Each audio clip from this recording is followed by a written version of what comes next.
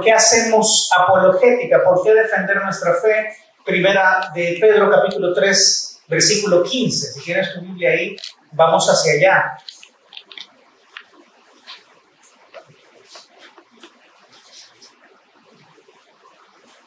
¿Lo tienes? Ok. Dice, sino santificad al Señor, a Dios el Señor en vuestros corazones, y estad siempre preparados para presentar apología con mansedumbre y reverencia ante todo el que os demande razón de la esperanza que hay en vosotros. Yo sé que suena como un poco trabado, pero te pongo en contexto. Pablo está diciendo, si en algún momento ustedes son acusados falsamente, no se preocupen. No se dejen amedrentar por las personas que como creyentes les acusan de cosas falsas. Sin embargo, dice que debemos estar preparados. Pero ¿cómo nos preparamos para presentar apología? Es santificando al Señor nuestro Dios en nuestros corazones.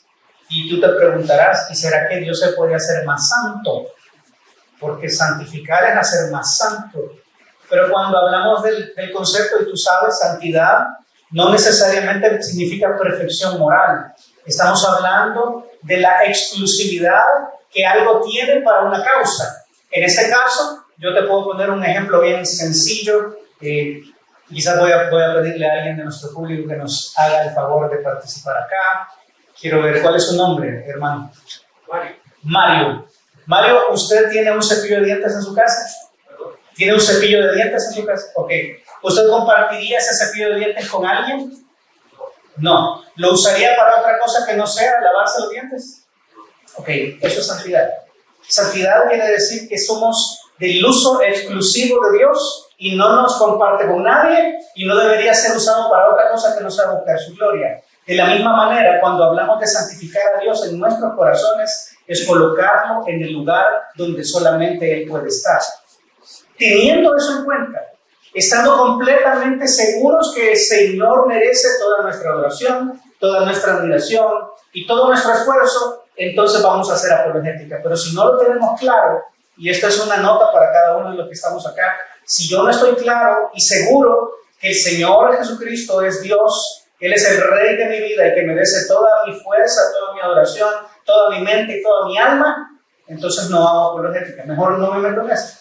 Digo, no sé, o busquemos a alguien que conozca, pero no sin antes haber colocado al Señor, Dios, en el lugar que corresponde a nuestros corazones. Santificar al Señor en nuestros corazones, pero luego estar siempre preparados para presentar defensa con dos cosas. Dice, mansedumbre y también con reverencia. ¿Por qué? Porque a veces cuando nosotros tenemos una serie de argumentos y somos muy inteligentes o somos muy hábiles para escribirlos, de repente puede nacer en nosotros esta sensación de superioridad y vamos a un debate para ganar una discusión o vamos a una discusión para mostrar cuán equivocada estaba la otra persona.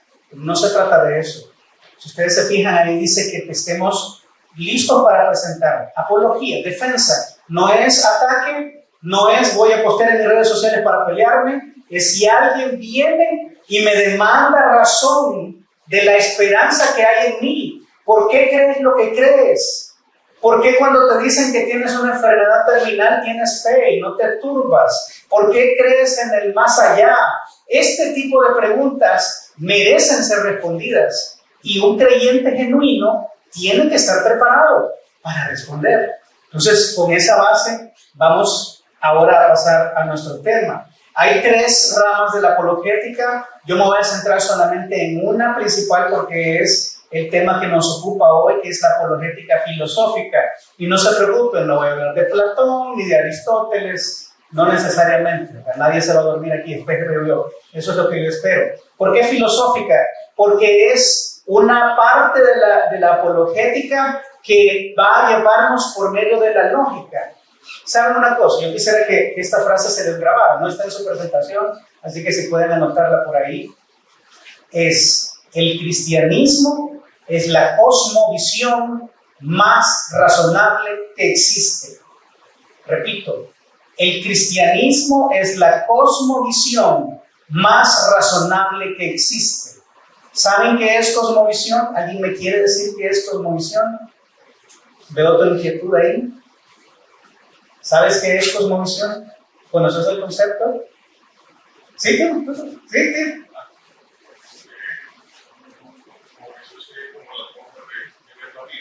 Buenísimo, buenísimo. La forma en que nosotros tenemos de ver la vida, el mundo, la eternidad, estos conceptos etéreos, ¿verdad? Cómo está formada. El cristianismo es la cosmovisión más razonable que hay. Hay una manera lógica de llegar a estas conclusiones y a eso se encarga la apologética filosófica. No está divorciada de la Biblia, pero no va a ocupar la Biblia como su base fundamental. Y no se asuste. Lo que estoy diciendo es, si se topan con el caso de hablar con una persona que no acepta la Biblia como fuente de autoridad final, necesitan llevarlo por un proceso para demostrarle lógicamente que el cristianismo es la cosmovisión más razonable que hay. Entonces, en ese pensamiento uno se preguntará, ¿para qué tengo que aprender esto? Díganme ustedes qué sirve esto. ¿Es solamente para oírme bonito y usar muchos términos que vienen del griego? La verdad es que no. Yo debo decirte que la vida de todos nosotros es como una serie de cajas. Imagínate, usa tu imaginación conmigo. Es una pila de cajas a donde nosotros pasamos toda nuestra vida, las decisiones que tomamos, la carrera que hemos estudiado, la profesión a la que nos dedicamos. Estas cajas están llenas de supuestos. Son cosas que hemos aprendido y hemos apilado a lo largo de la vida. Cosas que creemos ciertas, por ejemplo, la existencia de Dios. Cosas que creemos como la existencia del cielo y del infierno. Son cajas sobre las que nos apoyamos, sobre las que vivimos. Todos nosotros tenemos un conjunto de cajas que es, en resumidas cuentas, como nos lo dijo nuestro compañero, nuestra cosmovisión. Ahora, ¿cuál es el problema de vivir así?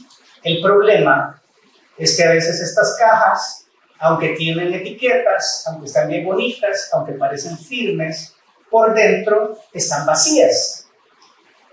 Y si alguien un día muy astuto o muy inteligente me demuestra que yo estoy equivocado o que por lo menos esa caja en la que yo he basado mi vida, vaya, digamos que yo me he dedicado a ser pastor. Y me he dedicado a ser pastor porque estoy convencido que Dios existe y que Dios demanda y merece lo mejor de mi vida. Pero viene alguien con un argumento pseudocientífico o muy pensante quizás, o con una dialéctica muy inflada, y me demuestra con sus argumentos, me convence que Dios no existe. Entonces la base, el fundamento grande de mi vida se cae. Si yo no estoy preparado o yo no he llegado a la conclusión que realmente el cristianismo es la cosmovisión más razonable que hay. Yo sé que muchos de ustedes han oído a lo largo de la vida, sobre todo si han sido cristianos de muchos años, que el cristianismo es para los tontos, el cristianismo es para los ignorantes, es para los que se creen todo. No es cierto. Mi propósito hoy es encontrar algunas líneas que te pueden servir para que tú puedas ahondar. Esto no es un curso exhaustivo, ¿sí? Esto no es una clase de seminario, solamente quiero dejarte algunas inquietudes y algunas direcciones que puedes tomar para seguir creciendo en eso. Y que tus cajas sobre las que has construido la vida se mantengan firmes porque están llenas, no solamente de convicciones, sino también de evidencias que respaldan la decisión que tú has tomado. Y finalmente, cuando quitamos todos esos obstáculos que la gente a veces pone, que la gente pueda ver claramente a Jesús y tomar una decisión. ¿Cómo así? Muchas personas, así como nosotros construimos la vida en convicciones de que Dios existe, la cosmovisión cristiana, hay quienes han dicho, no, es que mire, yo no puedo creer en un Dios que permite tanta maldad en este mundo. Esto es un obstáculo. Después alguien puede decir, no, pero yo no puedo creer en un Dios que contradiga la ciencia. Hay otro obstáculo ahí. O alguien puede decir, es que yo estoy convencido que no se puede estar seguro de que Dios existe. Son una serie de obstáculos que uno pone ahí como sus cajas. La idea de la apologética es apartar todos esos obstáculos y que la gente pueda decir, bueno, de verdad yo no tengo una excusa para no creer en Jesús. Y tome una decisión acerca de Jesús. Ahí entra la Biblia. Ahí es el momento de comenzar a tener fe genuina. Pero mientras no llegamos ahí, hay un montón de obstáculos que hay que quitar. Entonces, Primera de Pedro, presentar razón de la esperanza que vive en mí, es una suerte de pre-evangelismo, sobre todo para personas que no aceptan las verdades espirituales que Dios nos presenta en su palabra. Entonces tenemos que tener en cuenta que cuando vamos por este proceso lógico es solamente para demostrar o por lo menos mover a una persona de su negación completa a dar el beneficio de la duda.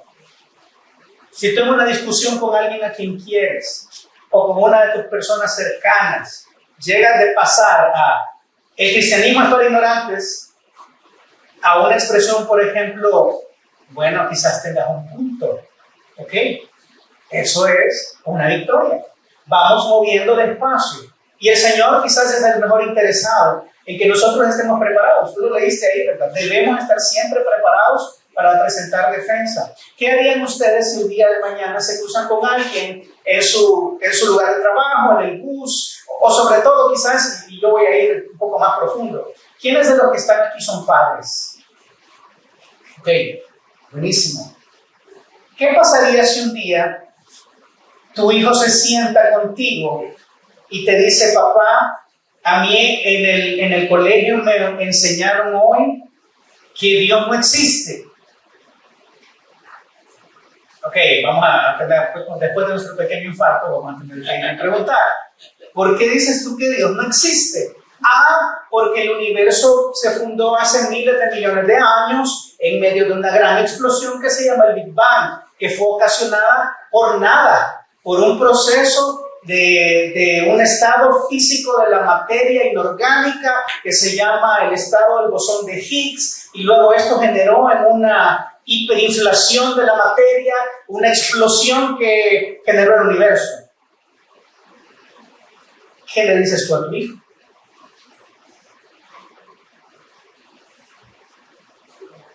Yo solo espero que no le demos like, ¿verdad? Vamos.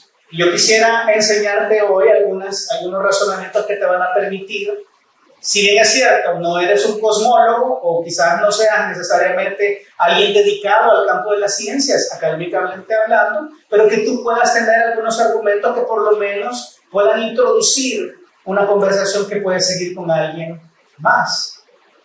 Olvidémonos de que nuestras cajas queden vacías, ¿verdad? Mi intención es que ningún cristiano quede en el aire cuando nos hagan una de estas preguntas. Son difíciles, por supuesto que son difíciles, pero tienen solución. La cosmovisión más razonable que hay es el cristianismo. Entonces, vamos a ver si eres joven o no tan joven, joven de corazón, joven en espíritu, no importa. Esto es importante porque debes conocerlo. ¿Qué cosas son las que yo he visto en mi experiencia que son como los principales argumentos que las personas que no creen o que atacan la fe tienen? Yo te he puesto ahí 3, hay más, y quizás no sea exhaustiva la lista, pero esos 3 creo que son como los principales, y a donde tú veas en redes sociales, en comunicación social, te vas a dar cuenta que siempre atacan estas 3 cosas. Número 1, tienen preguntas acerca del origen del mundo. Lo que yo te planteé hace un momento acerca en esta pregunta hipotética de cómo inició todo el universo. 2, tienen problemas acerca de saber si la Biblia es genuina o si la Biblia tiene alguna autoridad espiritual. Y 3, el famoso y nunca lo suficientemente ponderado problema del mal. ¿Qué es esto? Es este argumento que yo te planteé al principio. ¿Cómo hay un Dios que es bueno, que es todopoderoso y puede permitir que haya tanto mal en el mundo? Yo no puedo creer en ese Dios. Ese es el problema del mal. Yo espero, y voy a ir un poco rápido aquí, yo voy a dejar este material, les voy a dejar un par de regalitos ahí al final de nuestra ponencia, no se preocupen que traigo para todos, pero les voy a dejar suficiente materia para poder avanzar, pero yo debo ir aquí un poco más rápido. ¿Cómo comenzamos o cómo discutimos el problema del origen del universo, el origen de la vida? Hay 3 argumentos principales, hay muchos más, pero hay 3 argumentos principales lógicos que nosotros podemos seguir para poder por lo menos en una persona, y yo debo decir, al final de esta ponencia yo les doy un proceso para que logren identificar cuáles son las dudas de la gente, porque hay dudas que son genuinas, hay otras dudas que no son genuinas, que solamente son excusas, y hay otras dudas de otro origen. Entonces yo quiero enseñarles cómo se pueden superar cada una de ellas, pero estos argumentos funcionan para las dudas genuinas. Argumento cosmológico, y vamos a ver qué es cada cosa. Argumento teleológico, sé que suena raro, pero ya van a ver, no son complicados. Y argumento axiológico, 3 argumentos sencillos que nos permiten introducir por lo menos el beneficio de la duda en aquellos que sostienen que el mundo viene de la nada y que no hay nada dirigiéndolo. ¿Sí? Ok. Vamos primero. El argumento cosmológico se basa en 2 principales ramas.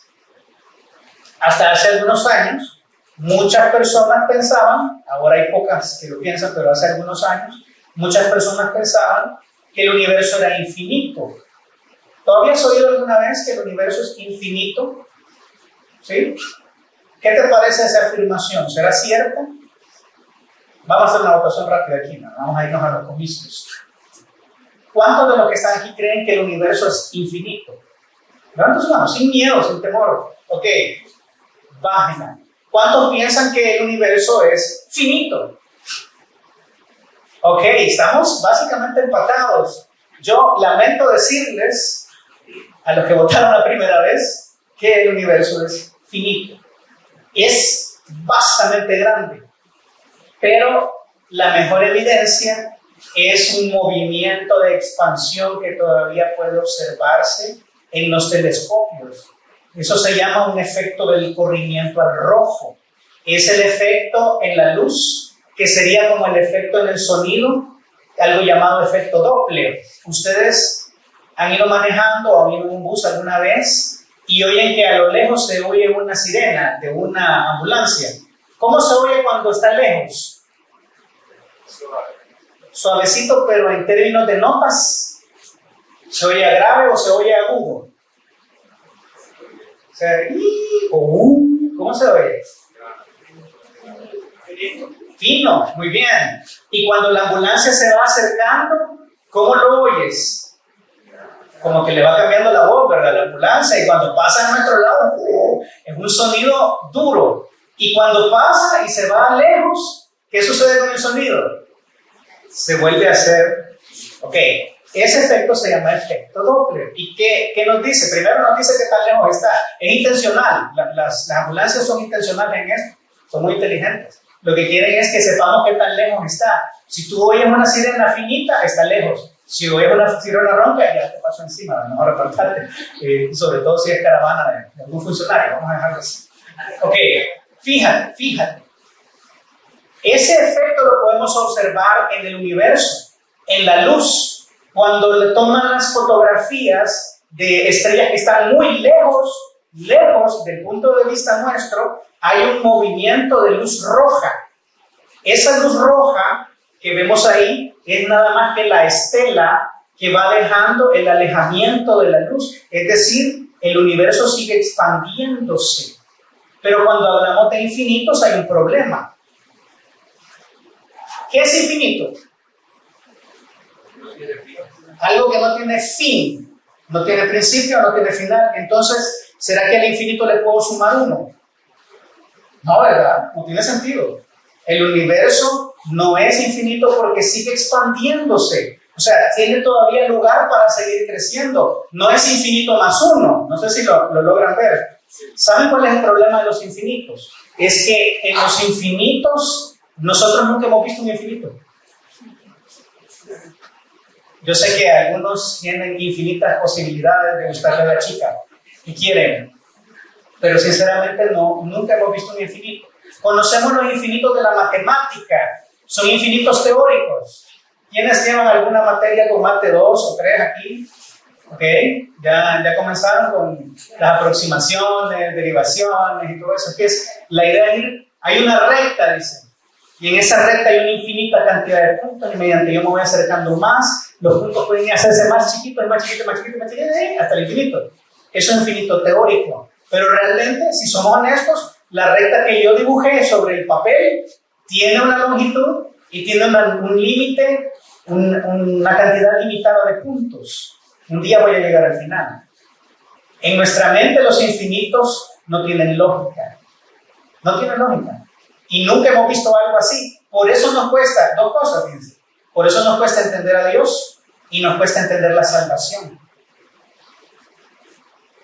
Es que la salvación no es materia de esta tierra.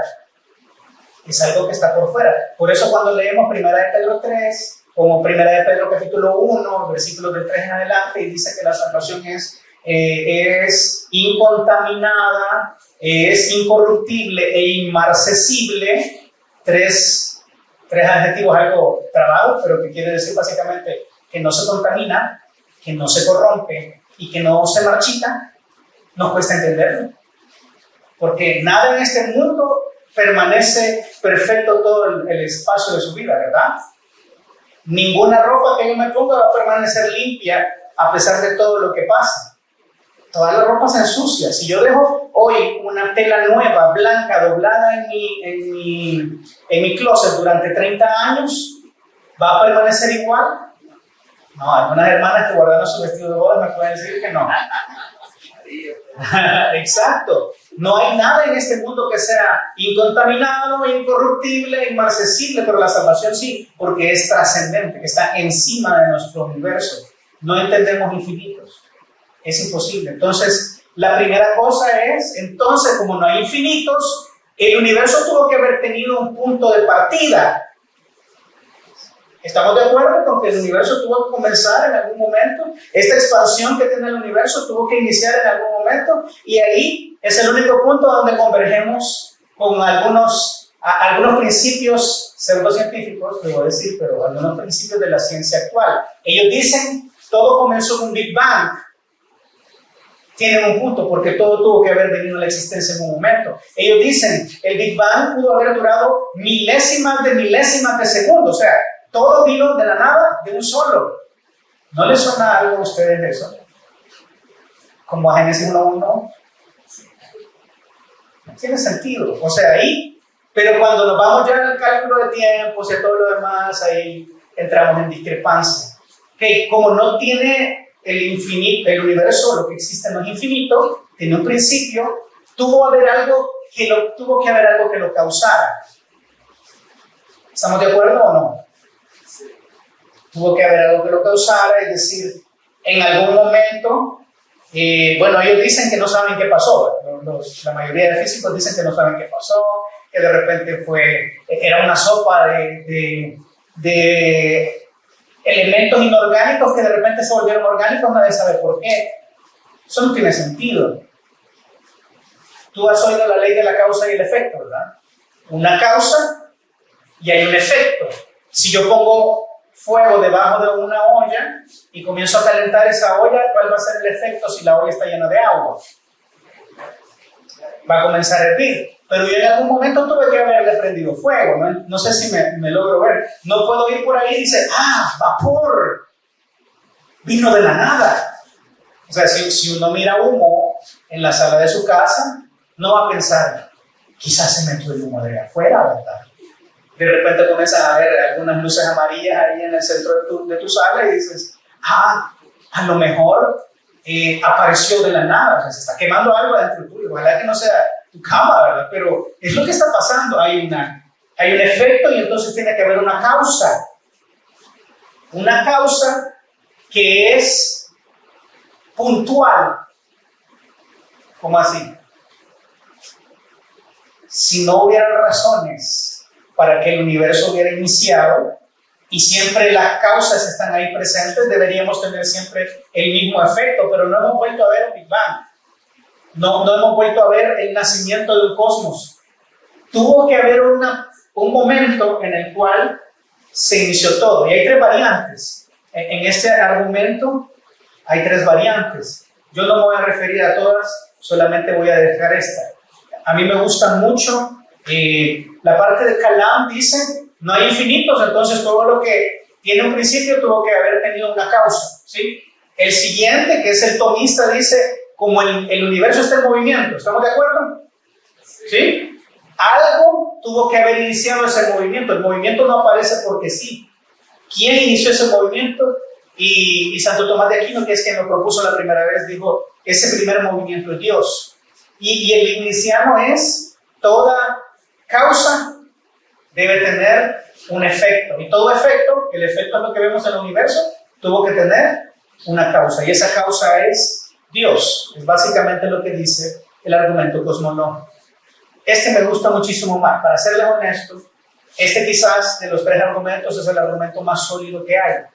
Se llama el argumento teleológico, o es decir, el argumento del diseño. Todo lo que vemos en el universo tiene un diseñador. ¿Cómo lo sé? Okay. Vamos quizás a lo macro primero y vamos luego a lo micro. ¿Sabían ustedes, por ejemplo, que si la Tierra estuviera unos cientos de kilómetros más lejos del Sol o unos cientos de kilómetros más cerca del Sol, la vida como la conocemos en este planeta sería imposible? ¿Sabían ustedes que si los polos de la Tierra, los polos magnéticos, estuviesen inclinados medio grado en sentido contrario a lo que están, la vida en la Tierra sería imposible tal cual la conocemos? Todo parece ser una serie muy feliz de coincidencias. Pero nosotros vemos en esto la mano de Dios. ¿Cómo? Por diferentes razones. A mí me gustaría mucho meterme en esto, es un ejercicio mental. ¿Quién tiene un reloj? No es el truco del payaso, no es el truco. ¿Quién tiene un reloj? Un reloj tradicional. Préstamelo, por favor. Gracias. Ok. Este reloj, no se me cae. Este reloj estará formado por unos cientos o miles de piezas pequeñitas, ¿verdad? ¿Estamos de acuerdo? ¿Sí? Ahí les he puesto, por ejemplo, en la foto una serie de engranajes de un reloj tradicional. Esas son las piezas de un reloj. Ahora, imagínense por un momento que yo puedo desarmar, no lo voy a hacer, hermano, no se preocupe. Yo puedo desarmar este reloj a la mínima expresión. O sea, cada tornillo, cada pieza, soltarla, meterla en una caja y comenzar a tirarla para arriba. Y la cacho, la tiro para arriba y la cacho hasta que las piezas casen perfectamente y me vuelvan a formar el reloj. ¿Funciona eso? Jamás. Voy a estar una eternidad haciendo esto. Ustedes se van a aburrir y no va a pasar absolutamente nada. ¿Qué quiero decir con esto? La complejidad de la vida, la complejidad del universo no pudo haber pasado por casualidad. Así no funciona el mundo. Y yo sé, algunos dirán, pero es que hay complejidad bien bonita en la creación, como los copos de nieve, que dicen que no hay dos iguales. Sí, es posible que haya cierto nivel de complejidad llamada complejidad no específica.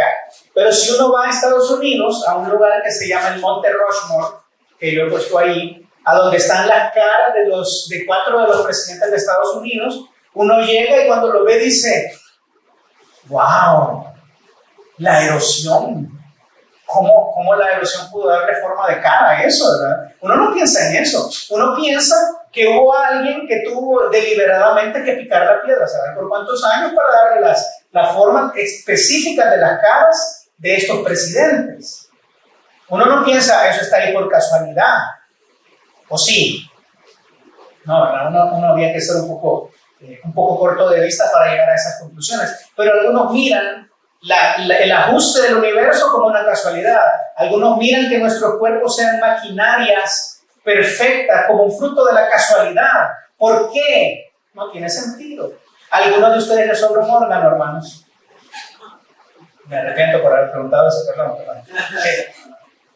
Quizás a algunos de nosotros nos falte algo. A algunos nos faltó crecer, a otros otras cosas. Pero la verdad es que un cuerpo humano normal no tiene una cola extra. No tenemos 3 oídos. No, ¿verdad? Eso no funciona. Lo que nosotros tenemos en nuestro diseño es lo mínimo necesario para funcionar. Hace algunos años, algunos defensores de la evolución decían, El apéndice es un órgano residual, es decir, que viene de la evolución y ahí quedó pero ya no tiene ninguna función. ¿Hay alguien aquí que estudie medicina? Vale, ok, entonces les voy a contar. Hace algunos años, para que no me vayan a desmentir, no, es broma. Hace algunos años, algunos doctores descubrieron que el apéndice, esa cosita que se nos inflama y por la que nos tienen que operar, y ¿cuánto ya lo operaron del apéndice? Es terrible, pero esa cosita tiene una función. Es un reservorio de todas las infecciones gastrointestinales que hemos tenido y eso nos permite generar anticuerpos específicos para que no nos vuelva a dar la misma infección. ¡Oh! Pues sí tenía función. Decían que el vaso no tenía función, pero una persona sin vaso se muere.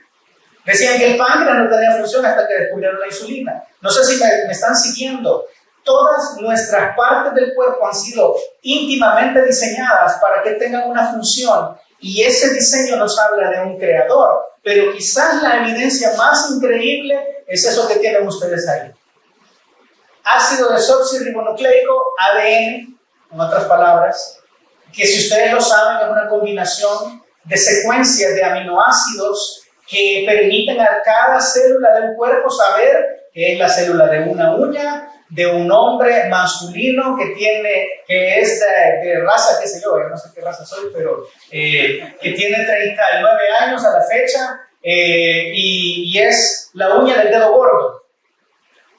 El ADN de mi uña está diseñado para ser nada más y nada menos que la uña del dedo gordo de mi mano derecha.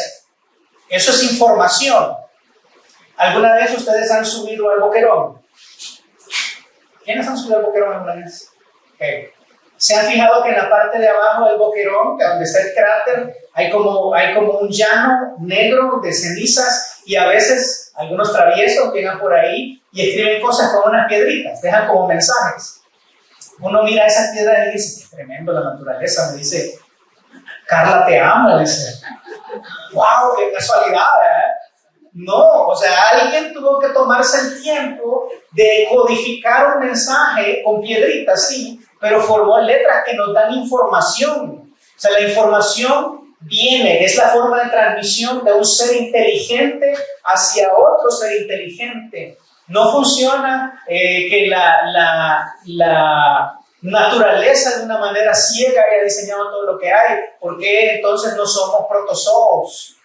¿Por qué todo está tan finamente diseñado? Alguien dijo por ahí, no sé si hermano Steve lo habrá dicho en su primera ponencia, pero si Darwin, el que propuso que venimos del mono o de seres unicelulares que fueron complicándose, voy a decir, si Darwin hubiera tenido un microscopio, de verdad un microscopio funcional como los que ahora tenemos, jamás hubiera propuesto eso. ¿Por qué? Porque una tan sola célula, un organismo unicelular, una entemoeba histolítica, una amiba de las que nos arruinan la semana, vamos a decir así.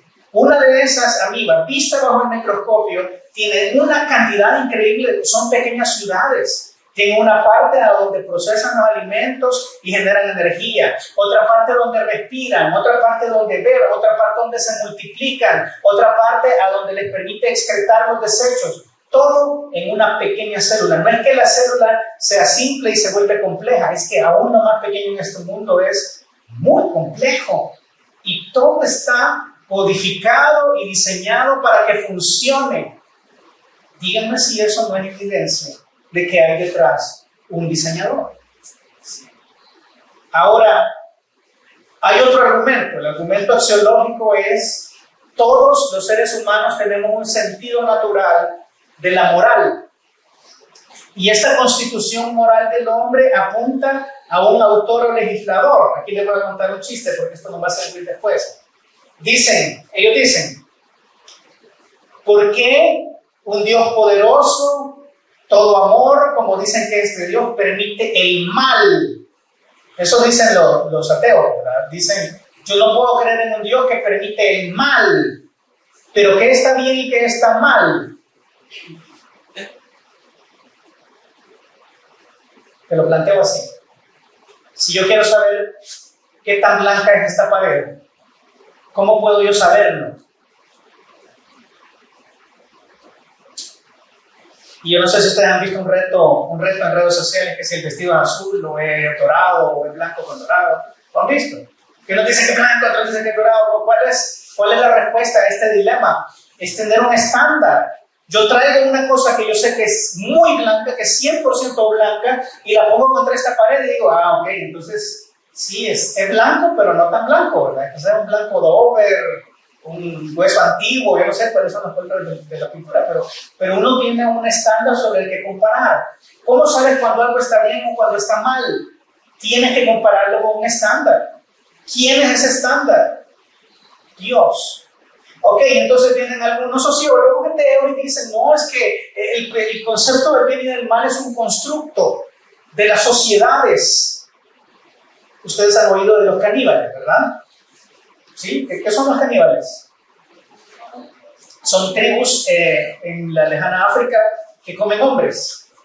Entonces ellos dicen, ya ven, los caníbales comen hombres y no les remuerde la conciencia. Entonces es mentira que hay un sentido del bien universal. Ok, pregunta, ¿por qué los caníbales no se comen a sus hijos?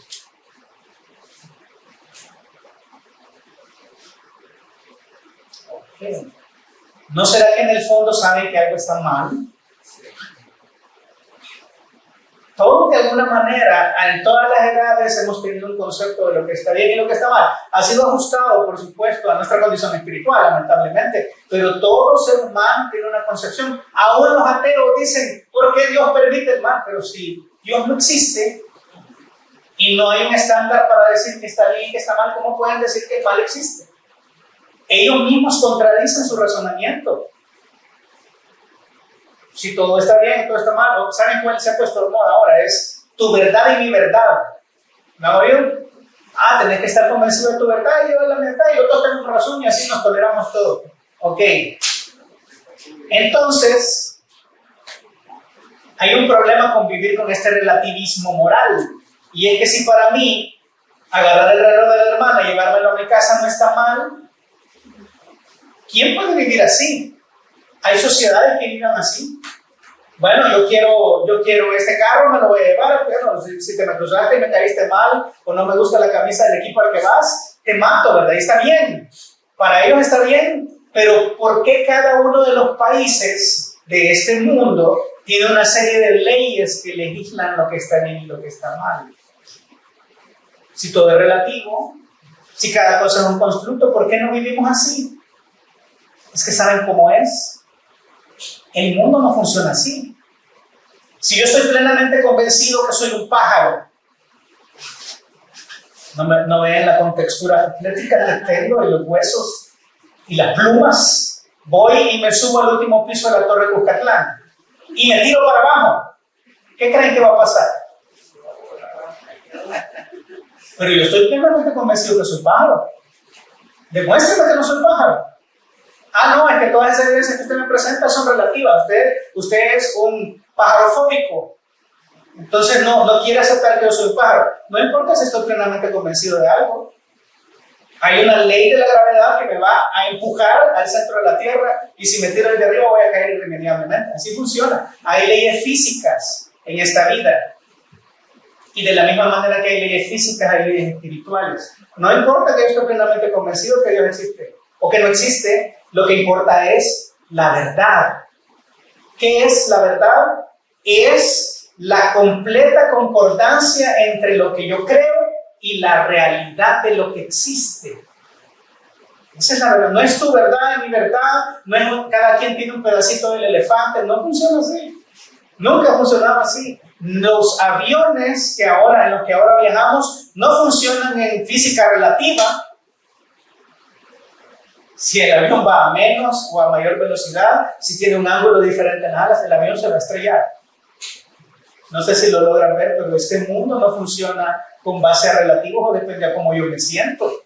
Nada en este mundo está diseñado así. Y dice la Biblia, en Romanos capítulo 1, que todo lo que existe, toda la creación, habla de un creador. O sea, la forma en que Él alambró el mundo debe llevarnos a pensar, híjole, tiene que haber un ser que diseñó todo esto. Y así como Él lo diseñó con leyes físicas, debería haber leyes espirituales. Esto es algo que nos debería llevar a pensar. Pero a veces nos lleva lejos. Para ser honesto, es Esto que pasa a los de Romanos 1:21 en adelante es lo mismo que les pasó a todos los hombres que han querido sacar a Dios de la creación. Se van corrompiendo, se van deteriorando. Y esta es una de las cosas que vamos a ver en el problema final. Ahora, autoridad de la Biblia. Dicen, sí, es que la Biblia está trucada, hay un montón de manos que metieron ahí, a saber qué tenemos ahora, a saber cuántos hombres la tocaron. Y yo no puedo estar seguro que eso sea la verdad. ¿Ok? Vamos a ver que por lo menos hay muchas más, pero yo he escogido 3 evidencias que nos demuestran la autoridad de la Biblia. Número 1, evidencias arqueológicas. No hay un libro histórico, arqueológico o antiguo que tenga la misma cantidad de evidencia arqueológica que la Biblia tiene. No hay. Quiero poner otra vez. ¿Cuántos de ustedes han leído una obra que se llama La Odisea? ¿Tienes por lo menos bien el resumen para salir de ese programa? Okay. La Odisea la escribió Homero, ¿sí? Homero, que es un autor griego de hace años, y yo voy a demostrarles ahora que hay muchísima menos evidencia arqueológica e histórica de que Homero existió a que la Biblia es cierta. Yo les pongo aquí algunas de muchísimas pruebas. Ustedes busquen ahí en internet si quieren evidencias arqueológicas de la Biblia y van a encontrar una vastedad. Ok, hasta 1950, la década de los 50, todo el mundo decía del Antiguo Testamento, no, es que en el Antiguo Testamento hay un montón de cosas de las profecías de Daniel, por ejemplo, que están precisos en sus profecías, que fueron agregadas después. ¿Cómo van a saber exactamente los años en que se iba a levantar?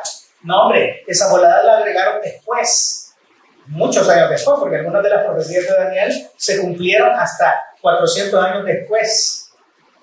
Eso es un agregado después. Y todos esos libros, a saber cuántos la tocaron, y bueno, había una cantidad de dudas terribles. Todo se acabó cuando en 1950, en la década de 1950, un pastor beduino en las laderas del Mar Muerto, en unas cuevas llamadas Qumran, encontró, en esas cuevas, vio que algo brillaba a lo lejos, pero se fue con las cabras a buscar, y lo que encontró fue una serie de vasijas, algunas de barro, otras de otras piedras, que estaban conservando rollos que contenían escritura. Algunas de esas escrituras eran copias del Antiguo Testamento que databan de tiempos de Jesús.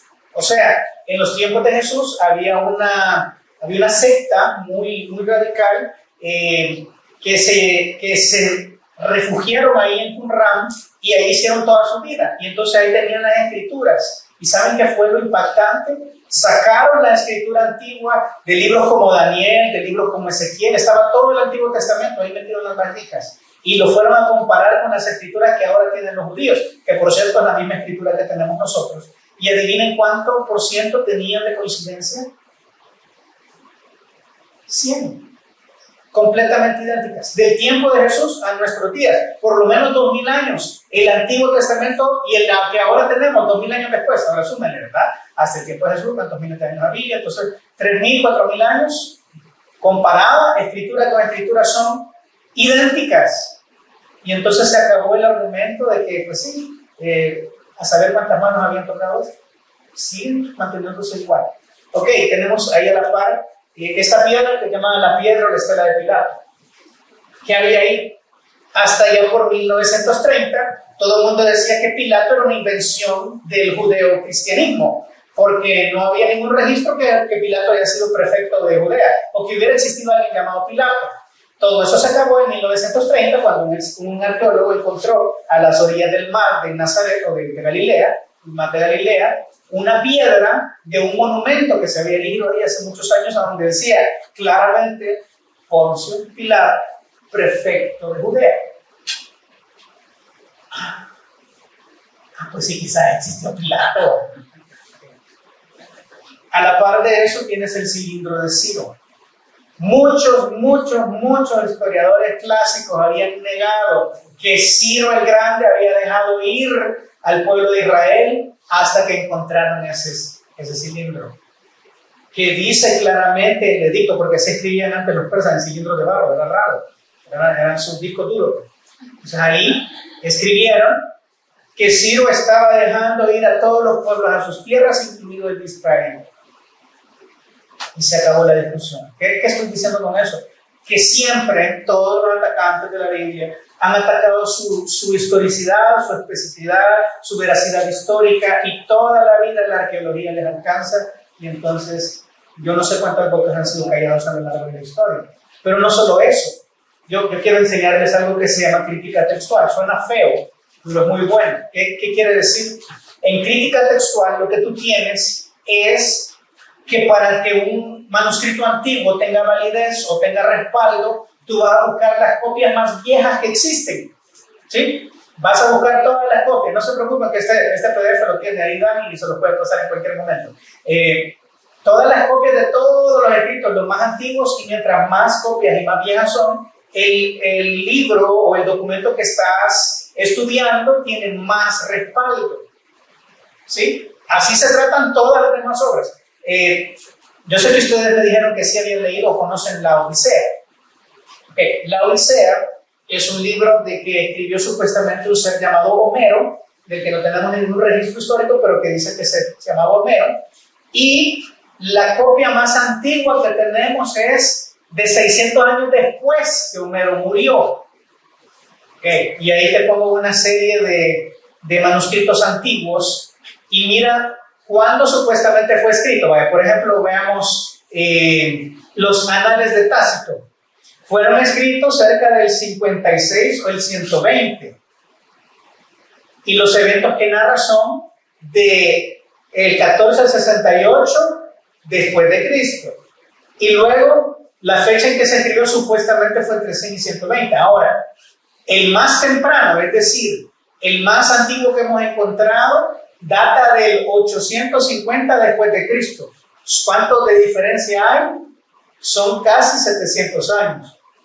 De 800 a 850 años del más, o sea, de los eventos que narra, desde que fue escrito hasta que encontramos el manuscrito más tardío, es decir, el manuscrito más viejo. Son 800 años. Y así tú puedes ir viendo. La Anabasis de Xenofón tiene 1750 años, la copia más vieja que tenemos. Tienes también ahí las cartas de Plinio el Grande, tienen 725 a 750 años, desde que se escribió hasta que encontramos la copia más vieja. Pero mira esto. Esta es la cronología de los libros del Nuevo Testamento. ¿Cuáles son sus manuscritos más antiguos? Y tienes que tenemos manuscritos que apenas son hasta 100, menos de 100 años. Algunos, el P52 es el manuscrito más antiguo que tenemos de la Biblia. Es una copia que fue escrita probablemente en el año 120 después de Cristo. Contando que el Evangelio de Juan se escribió más o menos en el 90, tienes apenas 40 años después que fue escrito la copia más vieja que tenemos. Eso, junto a los 5,000 manuscritos del Nuevo Testamento que hay disponibles en cualquier museo a donde tú quieras ir, hace que el Nuevo Testamento, no estoy hablando del Antiguo, que el Antiguo es todavía más, pero que el Nuevo Testamento sea el documento antiguo con mayor apoyo historiográfico, arqueológico y bibliográfico que hay en el mundo. Nadie pone en duda que Julio César fue el primer César romano. ¿Ustedes habían oído esto? ¿Saben ustedes que las evidencias de que Julio César existió son de 950 años después que él murió? Pero nadie pone en duda que Julio César existió. Muchos ponen en duda que Jesucristo existió, y las evidencias que tenemos de los testimoniales y de los manuscritos, no solamente de los manuscritos de la Biblia, sino de otros historiadores, son tan cercanos como hasta 100 años después, que se supone que fueron escritos. Lo que pasa es que a veces somos bien parcializados, o ellos son muy parcializados en cuanto a tratar la Biblia se refiere. Solo mira esto, esta es la Ilíada de Homero. La Ilíada de Homero fue escrita supuestamente antes de Cristo, en el 900. El tiempo que se descubrió después de Cristo son 500 años.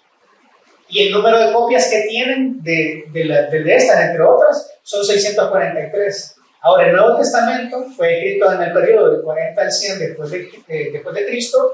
Las copias más antiguas que tenemos probablemente son de 125 después de Cristo. O sea, como te digo, fue el 90 que fue escrito Juan y el 125 apareció esta copia, que es una copia de la copia. Así funcionaba, ¿verdad? Así hacían los facsímiles. Las fotocopias no eran más que hacerlas nuevamente manuscritos, pero tenemos manuscritos del 125 antes de Cristo. Y el tiempo de que fue escrito hasta el que tenemos son 25 años. Y tenemos más de 24,000 fragmentos. Más. No sé si lo logran ver, pero hablando de libros antiguos, no hay nadie que supere la Biblia, por mucho, por mucho. Pero entonces dicen, sí, puede ser un libro antiguo, sí, puede haber sido preservado en tradición, sí, puede ser históricamente correcto, pero ¿cómo sé yo que esta es la palabra de Dios? Ok, aquí viene el otro proceso. Tiene la Biblia el poder de autorreivindicación, es decir, ella dice que es la palabra de Dios y que cambia vidas. Puede demostrar una evidencia de esto. ¿Cómo sabemos que Dios habla a través de ellas? Y fíjate que hay dos formas de superar este argumento. Número uno, testimonios. ¿Conoces a alguien que la Biblia le haya cambiado la vida? Voy más profundo. ¿Quiénes de los que están aquí la Biblia les ha cambiado la vida? Yo soy el testimonio. Dos, la misma Biblia lo dice. ¿Sabían ustedes que en el momento de su escritura, por lo menos el 40% de la Biblia fue profecía? Es decir, cosas que iban a suceder en el futuro que luego sucedieron. ¿Sabían ustedes que de las 37 profecías más o menos del nacimiento de Jesús que están en la Biblia, se cumplieron absolutamente todas? ¿Saben cuál es la probabilidad estadística que eso pase? Es la misma probabilidad que si yo cubriera el mundo con monedas de Acora, completamente el planeta Tierra con monedas de Acora, agarro una y marco una X sobre ella, la dejo en un lugar aleatorio, es la probabilidad que en la primera vez que yo llegue a intentar, levante la Acora con marca. Esa misma probabilidad. Pero todo se cumplió.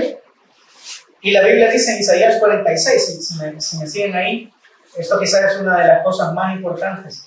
¿Por qué Dios habla en profecía, hermano? Yo creo que este pasaje lo responde claramente. Dice, acordaos de las cosas pasadas desde los tiempos antiguos, porque yo soy Dios, este es Dios hablándoles, y no hay otro Dios ni hay nada semejante a mí. ¿Cómo lo demuestra, Señor? Versículo 10, que anuncio lo por venir desde el principio y desde la antigüedad lo que aún no era hecho, que digo, mi consejo permanecerá y haré todo lo que quiero. ¿Saben ustedes que hay algunas profecías en la Biblia que predicen con exactitud los nombres de reyes, los tiempos de conquistas, la forma y los años en que los eventos iban a pasar, y todas se cumplieron?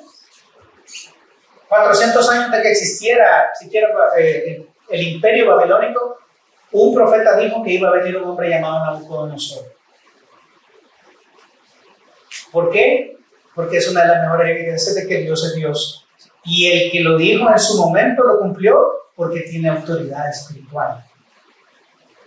Ahora, no sé cómo estamos con el tiempo, creo que nos quedan 10 minutos. Todavía más rápido, perdón hermano, pero tengo que meterle a esto. El famoso problema del mal. ¿Cómo un Dios bueno, perfecto, todopoderoso, que es todo amor, puede creer en el mal? Y aquí está el silogismo, este es el pensamiento lógico que la mayoría de ateos ocupa. Dice, se supone que Dios es 100% bueno. Se dice que Dios es omnipotente y todopoderoso. Tal Dios sería capaz de detener el mal si quisiera. ¿Sí? ¿Hasta ahí? ¿Están de acuerdo? ¿Concuerdan con el 100% de los ateos? Sí, o sea, sí, estamos bien. Ahora, ¿cuál es el problema? Dice, entonces si el mal existe y Dios, que podría detenerlo, que es todo amor, que es superpoderoso, podría detenerlo, si el mal existe, Dios no existe. Eso es lo que dicen. No puede existir un Dios que es todo amor y es todopoderoso y no acaba con el mal. Ok. Hay varias soluciones a esto. Número 1. Todas las cosas que creó son buenas. ¿Estamos de acuerdo? Ok. El mal no es bueno. No es bueno.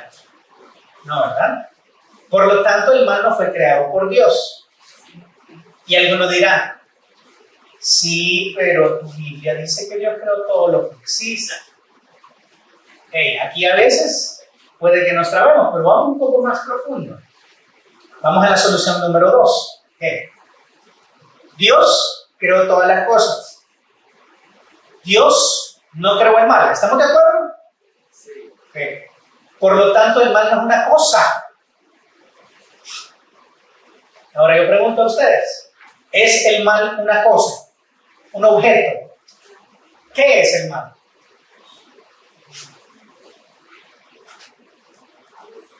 Dime. La ausencia del bien. Muy bien, excelente. La ausencia del bien.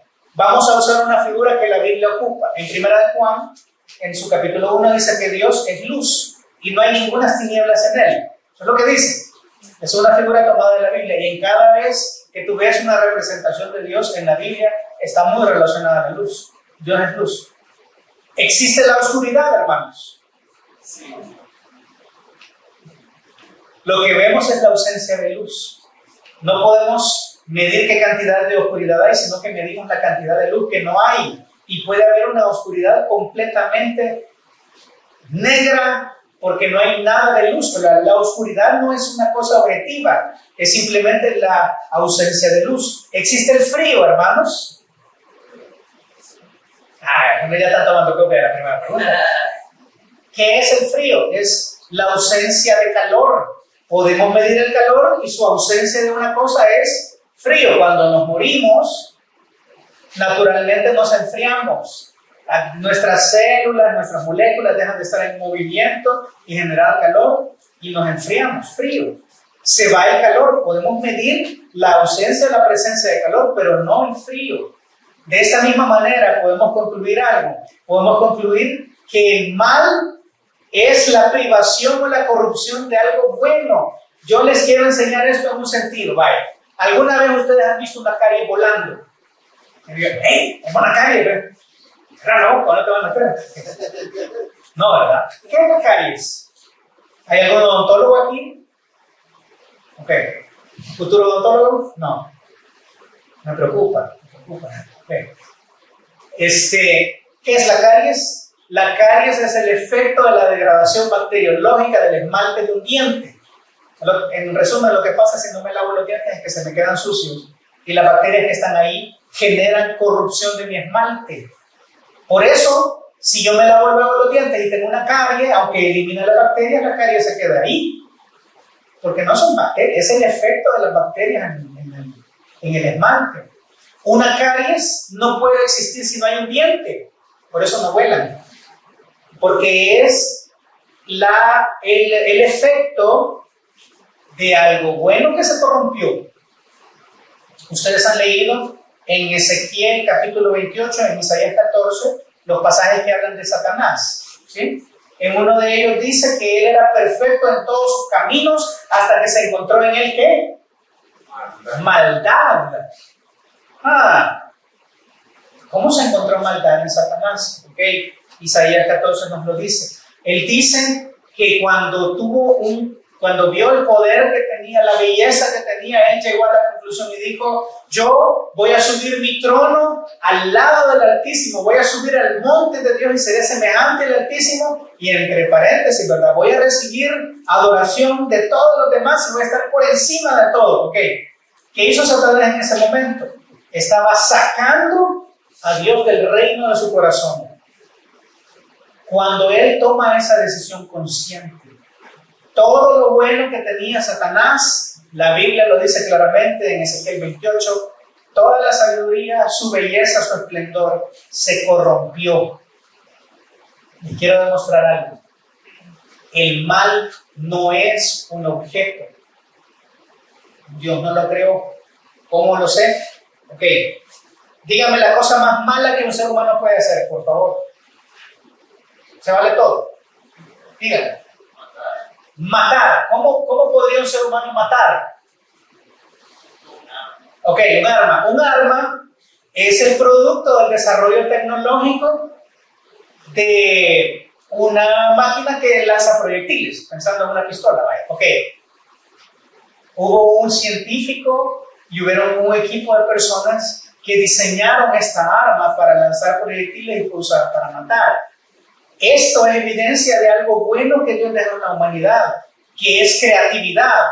Dios nos hizo creativos para poder diseñar y para poder generar cosas como Él es creativo. Pero en el momento en que nosotros sacamos a Dios de la ecuación y nos olvidamos de mandamientos que dicen no matarás, entonces toda esa creatividad fue corrompida y fue usada para el mal. Dios creó la intimidad sexual para ser disfrutada en el ámbito del matrimonio, una pareja de un hombre con una mujer. Pero ¿qué pasa cuando sacamos a Dios de esa ecuación y no hacemos caso a las indicaciones? Se corrompe y viene a corromperse tal y cual estamos ahora. No sé si lo ven. No es que haya cosas malas creadas, es que el mal es la consecuencia de un ser voluntario que le dio la espalda a Dios y lo sacó de la ecuación. Es cuando yo tengo una toalla mojada y decido no sacarle el sol, sino que tirarla en un lugar oscuro. ¿Qué va a pasar con esa toalla a los 3 días? Va a valer bien rico. Se corrompió porque se alejó de la luz. La luz es Dios y yo elijo salir de allí y me corrompo. Eso es el mal. Entonces, cuando lo vemos ahí, claramente podemos decir que el mal no es una sustancia real, sino que es una privación real de las cosas buenas. Siendo la fuente de las cosas más buenas, Dios. ¿Y tú puedes tomar la decisión? Sí. Así como podemos volver y dar la espalda a Dios e irnos hacia el mal, también esta posibilidad nos permite darnos la vuelta e ir hacia Dios, que es el bien. La misma posibilidad de elegir el mal es la misma posibilidad que tenemos de elegir el bien y arrepentirnos y ser salvos. Son 2 caras de la misma moneda. Y entonces uno dice, o sea, hermano, que Dios permitió el mal para que nos podamos arrepentir. En un sentido, sí. ¿Y será que Dios no se va a encargar del mal nunca? No, eso no es lo que la Biblia dice. La Biblia dice que Dios se va a encargar del mal al final de la historia, cuando Él esté aquí, va a hacer justicia. Y el falso profeta y la bestia fueron echados al lago de fuego. Los que no fueron inscritos, no estaban inscritos en el libro de la vida, fueron echados al lago de fuego. Y Satanás, la serpiente antigua o el dragón, fue echado al lago de fuego. El mal se va a acabar. Pero entonces, hermano, ¿por qué no acabó con el mal de una vez? O sea, el día que Satanás se rebeló, ese día Dios lo pudo haber mandado al infierno. ¿Podía? ¿Podía, hermanos? Sí podía. ¿Por qué no lo hizo? Hay una característica de Dios que es muy interesante. Esa característica comienza con C. Yo le voy a decir para que se acuerden siempre. Dios es consistente. Consistente. Lo que Él decidió manifestar a la humanidad lo sostiene hasta ahora. Ustedes han oído y han leído que Dios no es hijo de hombre para que se arrepienta, ¿verdad? Dios es consistente. Lo que Él hizo antes lo sostiene. Lo que Él prometió hace años lo sostiene. Las promesas de Dios se cumplen. Es completamente confiable, si quieren verlo así. Ok, con esa consistencia, si Dios decide en el momento que aparece el mal en Satanás, yo voy a juzgar a Satanás y lo voy a eliminar, pudo haberlo hecho, sí, pero como Dios es consistente, la próxima cosa creada que se levantara en contra de Dios, ¿qué destino iba a tener? Eliminado. En el momento en que Adán y Eva, quizás Adán y Eva hubieran podido vivir cientos de miles de años si no aparecía Satanás, y es discutible, pero si algún día a Adán y Eva se les ocurría pecar a ellos solitos, ¿qué hubiera pasado? Aparece el mal y Dios lo elimina. Pero esta paciencia que muchos tienen por tardanza, dice Pedro, esta paciencia es el amor de Dios manifestado en una oportunidad para que la humanidad se pueda arrepentir. Pero un día la paciencia se va a acabar y Dios va a acabar con el mal. Entonces es mentira que Dios no va a acabar con el mal. No lo acaba aún, porque este que está diciendo que no puede haber un Dios que permite el mal, tiene que arrepentirse. Entonces, la conclusión lógica a la que yo quiero llevarles ahora es, hermanos, ustedes que conocen la verdad, prepárense. Hermanos, ustedes que saben y han experimentado de primera mano la redención de Jesús, ustedes tienen la cosmovisión más razonable que existe. No hay otra cosmovisión más razonable. Hay suficientes evidencias históricas, espirituales, bibliográficas para estar seguro que la palabra de Dios es la santa palabra de Dios y cambia vidas. Prepárense para defender la razón que hay detrás de la esperanza que habita en nuestros corazones y Dios le va a usar grandemente. Ese es el mensaje. Tengo algunas otras cosas más, pero yo se las voy a dejar ahí para que las puedan luego evaluar. Quizás me voy a ir al final de algo que les quiero regalar. Yo les dije que les traigo un regalo y quiero cumplir mi palabra, quiero ser consistente. Hay diferentes dudas, ahí van a tenerlas todas para que las puedan ver. Algunas personas han decidido no creer en Dios por malas experiencias y luego podemos ir por diferentes formas. Estoy tratando de llegar ahí. Ven que yo no me había preparado para 45. Okay, esto es. Les presento aquí lo que para mí es un éxito, porque muy pocos libros de apologética logran lo que este libro logra, que es presentar cuestiones profundas, muy profundas, de una manera muy sencilla y muy atractiva. Si ustedes escanean este QR, les va a llevar a una dirección a donde pueden descargar este libro, lo pueden tener ahí en PDF. Yo les animo a que lo lean completo, les va a gustar. Es lectura muchísimo más entretenida que mi charla, se los prometo. Entonces lo van a disfrutar y tienen ahí una herramienta para poder ir preparándose a defender su fe. Yo se los quería regalar hoy para que no se vayan a su casa con las manos vacías. Se la recomiendo. Hay muchos libros de apologética y muy buenos, pero yo creo que padecen de un mal, es que son aburridos. Esto no. Esto es muy bueno. Así que yo les animo a que lo puedan tener ahí con ustedes. Igual estas diapositivas las tiene ahí la SAE y están a su disposición para cuando ustedes mejor lo prefieran. ¿Lo tienen? Ok. Y les voy a dejar 2 direcciones web más. Esto es un sitio que se llama Respuestas en Génesis. Es un sitio web muy bueno donde científicos cristianos de verdad exponen sus razones de por qué la ciencia secular se ha alejado mucho del concepto de Dios y presentan cómo el creacionismo es una posibilidad muy fuerte de razón del existir del mundo. Que el mundo tenga 5.000 años, entre otras cosas, todo está ahí. Respuesta en Génesis es muy bueno. Ahí les dejo el sitio para que lo guarden en sus favoritos y luego puedan ir a revisarlo. Ese es el sitio en español, pero también hay muchos más recursos en inglés. Y este sí yo no pude encontrarlo en español, pero se lo dejo ahí. En español es el Instituto para la Investigación del Creacionismo.